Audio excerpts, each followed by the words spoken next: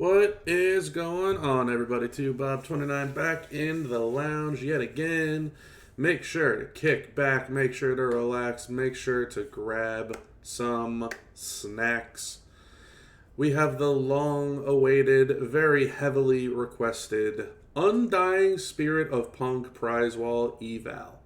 The more that I do these, the more that I think you're all just trying to figure out if there's some hidden thing on these walls. And I'm almost convinced, especially now that I'm actually getting into it, with this being the first real full month that I have pushed to being a content creator, that you're all just trying to make me look over some of the most wacky stuff in the game. There's really no other way to say it besides that. As always, right? So there's skill plates. There's actually a lot of skill plates. There's posters, full-on characters, and then there are shards all the way down here. And then, your cleanup crew stuff is the tokens this time around. There's also some straps here, which, okay, but let's go through all this stuff real quick. So, first things first, the Punk Spirit Contest strap. This is strictly and only for Zombie CM Punk. But it can be any of these bonuses. The top three, pretty much useless. The next two are not what you want either. You really just want the 100%ers. So rolling a 1 out of 6 for a character that you probably don't even have right now, not really worth it.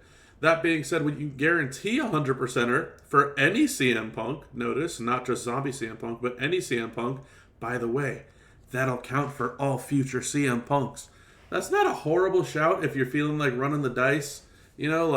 Maybe I get Zombie CM Punk and I want to use his gem damage. Maybe they come out with another CM Punk down the road, a few months out from now, because they just came out with this one. The tech one is a few months old. Maybe in a few more months, maybe in a new rarity, I can get a 100%er for CM Punk then. Whether it's gem or move, they have them both here. That's completely up to you, okay? I personally will most likely not be doing it. That being said, if you've seen a lot of my videos recently, you know that there was a lot of additional prize wall that we ended up picking up.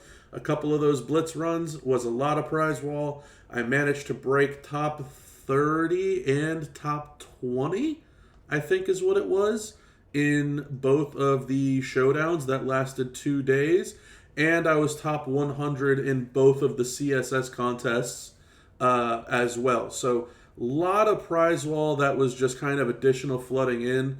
I probably have a lot more prize wall than a plethora of you that are listening to this video. I'm at about 76,000.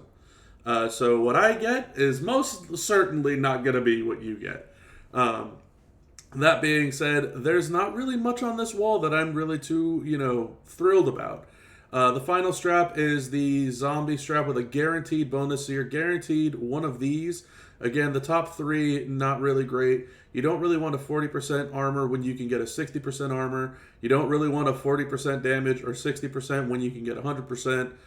So there's a lot of not great hits on this particular strap. And it's dedicated to only zombies. And you have to roll a class. So to get the class for the zombie that you want and the bonus, let's just use for my example. A lot of you out there that have been following my content or hanging out with me on the servers and the streams and all that stuff, you all know that I'm chasing a 100% gem damage for Zombie Sammy. I've been doing that for a long time. Striker Modern Era. So in this case, Striker Zombie, right? So I have to roll a 1 out of 6 on the class. And let's count how many bonuses we have here. 1, 2, 3, 4, 5, 6, 7, 8, 9, 10. So I have to roll a 1 out of 6 on the class and a 1 out of 10 on the bonuses. That is not happening. It just isn't. So I'm not going to waste my prize wall on that type of stuff. That's me personally. Again, if you are feeling some type of way and feeling different and you know that you really want to chase this 100% CM Punk gem damage strap for any Punk moving forward, maybe they come out with Best in the World or whatever it may be, Pipe Bomb Punk, whatever the heck they're going to call them, right? There's a plethora of options for them to move forward with. If that's what you're feeling, completely understandable. That's fine. I get it. For me personally, with the fact that they now have genderless straps in the game, I'm fairly confident that I should have a way of getting a good enough strap for whatever that Punk would be in the future. So I'm not really concerned about that. I'm most likely not taking any of those at the top. Now we come down to the skill plates. The 4 brand new skill plates this month. There's the LA Bite, the Control Freak, the Bite Man, and the Entombment. I will tell you, this is a joke of a price tag for an even more joke of a skill plate. Unless they change it, which they're not going to at this point, this is a very weak skill plate. A very, very weak skill plate. Not that great for pretty much anybody out there, Bailey included. The Bite Man's battle armor, again, I'm sure if you've watched my videos in the past, I really wanted to get one of these. I was lucky enough to get enough Prize Wall to get one of them. And if you've seen the Blitz video, you'll know that I got one of these out of the Blitz as well. So not really stressing over getting a third one of those. The LA Bite plate, again, got one of those from one of the recent Prize Walls. And if, again, you watch the Blitz video, you'll know I picked up a second one of these. This is essentially a Bubba Specs or a Heartstopper plate. Not something that I'm going to be wanting to spend this much Prize Wall on just so that I, don't have FOMO for a third one. If this was my first one, there's a possibility. But all that being said, this weekend's Prize Wall also has this available if you're really stressing over that. The Chelsea's Entombment, hysterically enough, the cheapest one on the wall, I don't have one of these. I will probably walk away with one of these just to say that I have one, just because of how cheap it is on the wall and, again, how much Prize Wall that I'm sitting on. It's nothing that I would tell you to go out of your way to get, but definitely something I will most likely go out of my way to get. Next up is the other zombie skill plates. We have the Heartstopper of old, which is identical to the LA Bite plate, but instead of yellow, it is blue. The Sheriff's Badge, which is the Break 15, and generate 30 yellows. The Last Ride to Hell, which is make 15 traps. You increase your gem damage by 200%. The General's Hand, which is on the month-long skill plate Prize Wall, where you can get your 6-star gold loot coins or this. You saw that I didn't really need another General's Hand. If you watch the 6-star gold loot, you will see that I skipped that for 2 more 6-star gold loot pulls. This hand skill plate is not that significant. The Bianca's Braid plate is not something that comes around very often, and I believe I only have one of these, so I may pick up one, even possibly 2 of these, just because of how rare they have been to get. The Ultimate Opportunist Z plate. The Z plate, very commonly provided, even though it's a skill plate for zombies, so not really stressing over not having one of those. Heartstopper is great for Wesley. Sheriff Badge, wonderful for your powerhouse Kevin Owens. Last Ride to Hell typically goes on Dexter Loomis or Zombie Taker. General's Hand goes on Zombie Gunther if you run that triple purple set and you only need 6 MP to start with. The hand will then give you 3 more MP, and by the time that you get to your next turn, you'll be at another MP, so you go from 6 to 10 to hit the finisher. The Bianca's Braid, very solid for Bianca herself. JBL Acolyte Striker if you like that setup, and the new Zombie CM Punk. Very good skill plate for a lot of expert characters, which are typically gem damage based anyway. So that's a solid one. And the Opportunist Z plate, it's okay. It's your generic countdown gem plate. If you use countdown gems, you get some extra gem damage. You get a little bit of armor. It's nothing crazy, and with the fact that they're typically available, not something to go wild over. There's also 3 more plates that they gave us here. The Challenge of Our Arrival plate. This is one of the Rocky Balboa plates. Significantly cheap. I will most likely be getting one of those as well, just like the Chelsea's Entombment. Chelsea is because I don't have one. The Challenge of Our Arrival, I think I have exactly one, so getting a second one would definitely not hurt. The Real American plate and the Eternal Vigilance plate are both part of their 4th of July packages, so to speak, is what I like to call them. The Real American, I think I ended up doing that 4th of July loot, and I think I pulled like 4 of these skill plates in the middle of that loot, just doing one pull. So I am not stressing over, a Real American plate. The Eternal Vigilance, I believe I only have one of these as well, so again, for the price tag, wouldn't hurt to get one of those. That's, again, just me. The Challenge of Our Rival skill plate would be great on the new Zombie Bailey. The Real American, I really haven't found someone fantastic to put it on unless you're trying to generate blue gems for more gem damage. And the Eternal Vigilance, again, not really something that is very commonly used with red and blue in this game. Red being a powerhouse and blue being an acrobat typically don't have moves that cycle well into each other. So like an acro doesn't really use red gems to recycle blue moves, and a powerhouse doesn't really use red gems to recycle blue moves. It's a weird dynamic, but it may be usable at some point down the road. But for these two, I can't really think off the top of my head of, a wow, mind-blowing character that just becomes absolutely insane with it. The Shawn Michaels Heartless Kid poster and the CM Punk Best in the World poster. So these are definitely available. Not something that I would tell you to spend this much prize wall on personally. Punk shards have been available for, probably going on 6 months now. So you should most likely be fairly close to his shards recruit. And if you're not at this point and you really feel the need to get a CM Punk, by all means, it's there. The Zombie Shawn, I feel like I'm unqualified to talk about this because I've had Shawn for so long. I ended up hitting him 6-star silver with the gear, and I have been, I don't want to say talked down about, but have been, told that it's a weird take that I have on him, that I'm not shocked or impressed with getting him. I guess he is a lot more rare than I want to give him credit for being. He's a great coach nowadays. That's really kind of the extent of it. His gem damage and move damage and sub damage and trap damage, all that stuff just doesn't really scale into the 6-star gold meta. It's a tough one to try and sell for as much prize wall as they're charging for it. That being said, as a CSS, he is pretty commonly used when these zombie events roll around. So if he's the only one that you're missing and you did manage to get this much prize wall, maybe not a horrible shout if that's what you're looking for. The Zombie Live poster as well, 6-star bronze 2, is down here for $36K. She was not the cheapest or the easiest to get when she first came out, so not a horrible shout if you're looking for a solid powerhouse female addition to your roster. Also a fairly common CSS in the zombie events nowadays, now that she's been in the game for long enough. Very good when it comes to countering multiply gem users.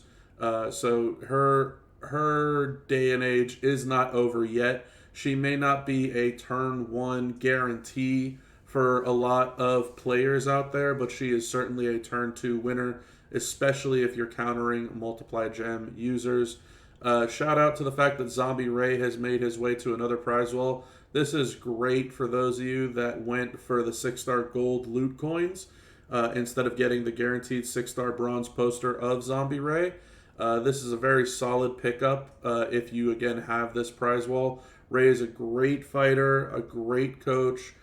His gear is available on the prize wall. If you had watched my feud video, you've probably seen me doing anywhere from high 60s to low 80s of millions of damage with my own at 6-star gold. And that's because I have the gear and because he is 6-star gold. Very strong character. Very, very strong. And the last 3 that are guaranteed posters, you have Foley, Hogan, and Triple H. Foley's day is way behind us. He is nothing more than a CSS. Ever since they got rid of his Undying feature where the Juggernauts would trigger once he was essentially pinned and dead, his effectiveness has gone, out the window. And that was really only very helpful and essential back in the early 5-star days. He kind of fell off at 5-star gold, which goes to show how long ago that really has been. So not something that would be that game-breaking. Hogan, it's a shame that, he was marketed as one of the best. They always love to pump up and juice up their Hogan sales. He's just not a fantastic character either. He can get it done. He was also a CSS. in regards to the zombie showdown event for doing damage with him in the Master Manager event. But man, he's fallen behind by a lot. There's been plenty of chances to get him also as an Any Hogan requirement for a lot of you out there that might not have Santa at a fightable level. Zombie Triple H being 2K here, pretty solid. Zombie Triple H can actually be a very huge addition to a lot of your coaching rosters. If you don't have him, he helps with -3 purple MP. That will help in a lot of tour requirements when you're fighting people that start with purple MP. If you decide to put him on as a coach, you could prevent your opponent from being turn 1. It buys you an extra turn 2, maybe even 3 to use your character to win with. And at only 2,000 prize wall, not a bad shout at all. Definitely keep an eye out for another one of the Back to Basics videos that I will have coming out here in a couple of weeks, I think. He's going to be the one that I will try to prioritize board manipulation with, just so that everyone can learn that type of gameplay. But it will take a long time. He will, honestly, if you understand the mechanics of the game, never lose in the game as long as you can play the board properly.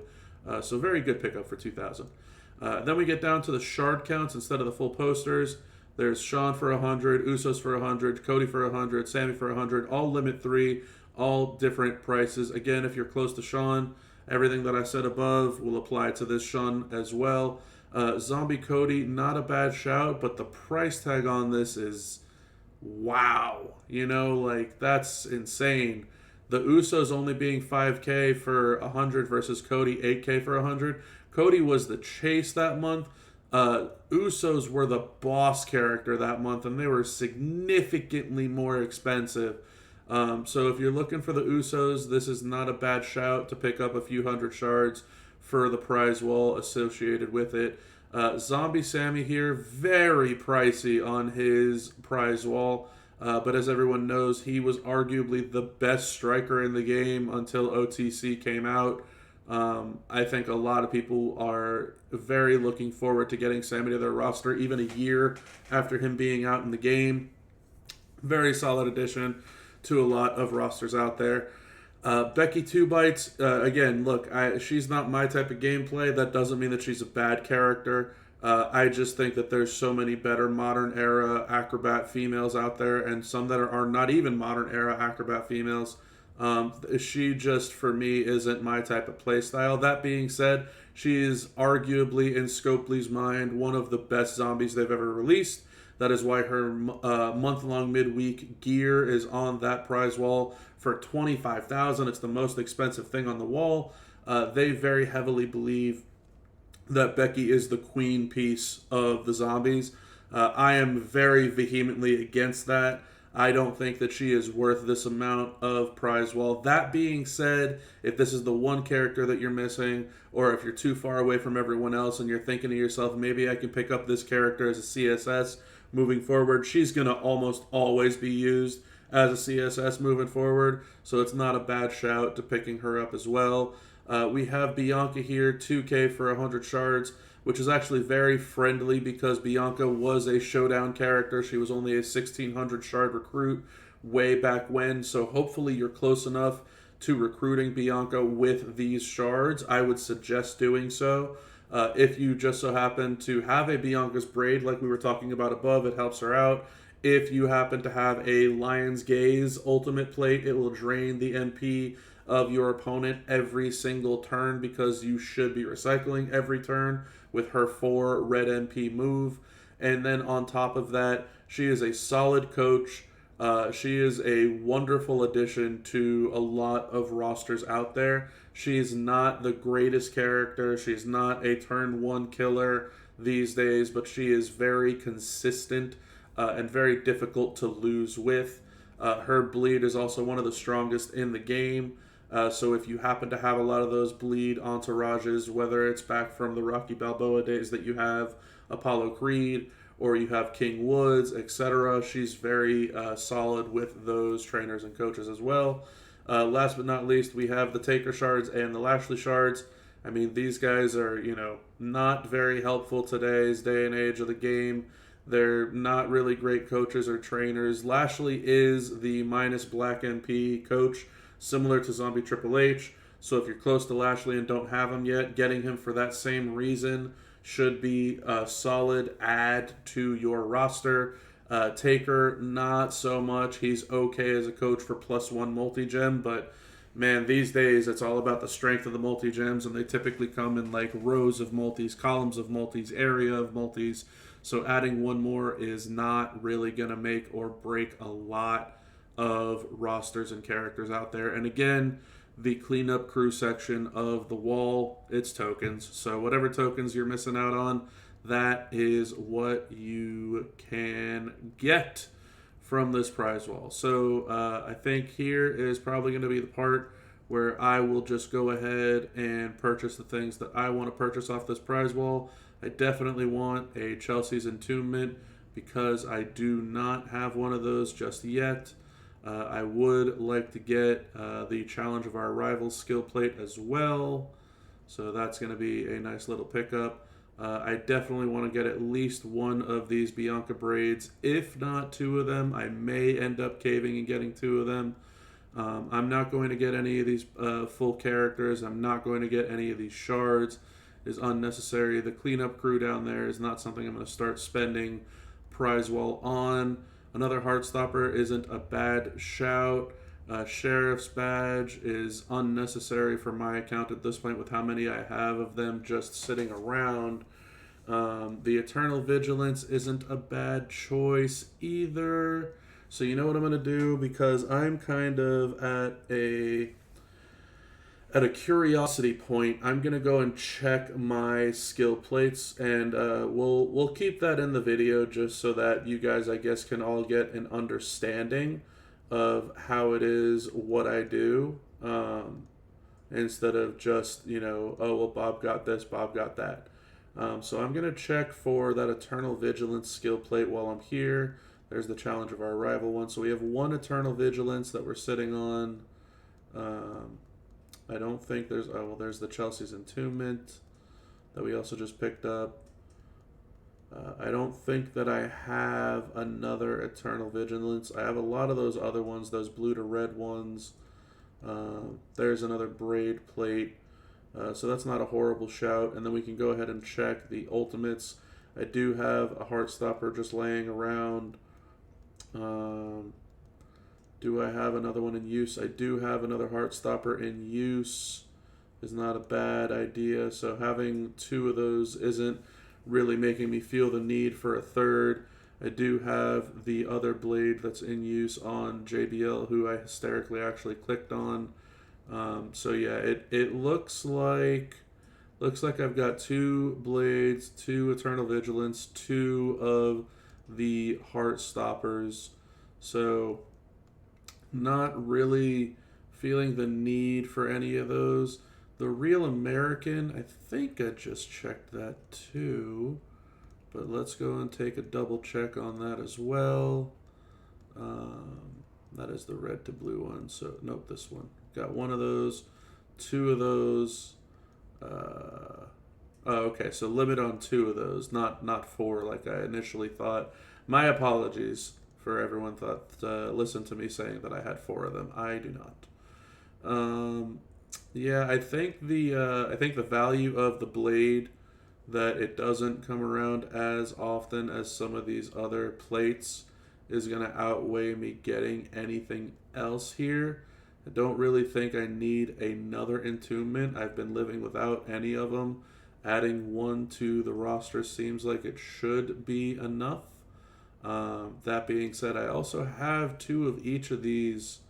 So do I really need... Well, I only have one of these, actually. Do I really need to get another Entombment? I definitely think I'm getting a third blade here. And just to run a double check, I don't think there's any... Yeah, there's nothing down here that I need. So I'm going to... Heartstopper's nice, but not necessary. I have a couple of those that I can move around. I'm going to take the blade. And now comes the question of, do I take the Chelsea's Entombment and a couple of tokens, or do I take an Eternal Vigilance, a Real American, and one token? That's really what it comes down to. I mean, the likelihood of me... Let's wait for the red ring. The likelihood of me using another one of those Eternal Vigilance plates... I mean, I've had one that has been sitting not in use for so long, and I don't think I have another one in use. So, yeah, it's just this guy that's sitting up here. That's the one. It doesn't exist anywhere else. So, has me curious if there's really going to be a need for a second one of these MP skill plates, or if it makes sense to... Oh, I think that actually might have been my fourth braid. It is my fourth braid. I had 2 unequipped. Ah, well, you know what? I will gladly take it anyway. It will definitely get some use. You know, I'm actually thinking now. I know this plate wasn't fantastic when it first came out, but you know, there's a good chance that it may pick up steam. I know it seems silly, but being able to get 4 more blast gems on top of 8 of them already might not be a horrible shout. I know the Titan plate is typically going to be better than this plate, and I haven't used the Eternal Vigilance this whole time, so I'm kind of torn on the idea of taking this red to blue plate just to forego one of these Chelsea Entombments. The rest of it's all tokens. I don't know why I keep scrolling down there. Well, this is always, at least for me, where the tough part comes into Prize Wall, is the final bits on cleanup. As silly as that might seem to a lot of folks out there. I'm really debating. I haven't used that one Eternal Vigilance. I don't think the likelihood of me needing to use 2 of these plates will ever arise, whether it's an Entombment or the Eternal Vigilance. Yeah, I mean, I'm sure that there's a landing pad for both of them, but I feel like the likelihood of me being able to get another Eternal Vigilance will probably just roll around next 4th of July. I feel like the likelihood of me getting another Chelsea's Entombment probably has to wait until another zombie event. I don't think they're going to just fall in my lap. So I think for that reason alone, that I'm going to just go with the Entombment here. Might help out some Ridge Holland gameplay. Might actually help out Chelsea. We'll have to see. But I'm going to go with a second Entombment. Who knows? That might have been a horrible mistake. Might have been a smart choice. That's one of those that you kind of can't tell until you know, later down the road. We got a Showboat token and a Trickster token. Well, that's going to be it for the Undying Spirit of Punk Prize Wall evaluation. For those of you that are aware, like I was saying, yes, there is another Chelsea's Entombment here. I will not be going for that. I will definitely be chasing down this zombie SummerSlam 2024 moment. Honestly, in my opinion, one of the worst moments they've come out with. But needless to say, I am a hoarder for moments, and we will go through a Prize Wall breakdown video of the Radioactive Royalty Prize Wall here soon enough. I also would like to get one of the month-long midweek Prize Wall evaluations out there as well. For a lot of you that are still waiting for that one, I know that it's almost the end of the month, and hopefully you have all of your Prize Wall saved up so that you can make some educated decisions. But that is going to be the end of this video, so I appreciate it. It went on way longer than we all anticipated, but if you don't mind, make sure to like the video, subscribe to the channel, share it with all of your lovely friends, and definitely leave some comments below What did you get in the Undying Spirit of Punk Prize Wall? Do you think it was worth it? Did you actually like it? Or did it just feel like every other Prize Wall this month and it was just repetitive? But that's going to be it for this one, so have a good one, everybody. I'll see you next time.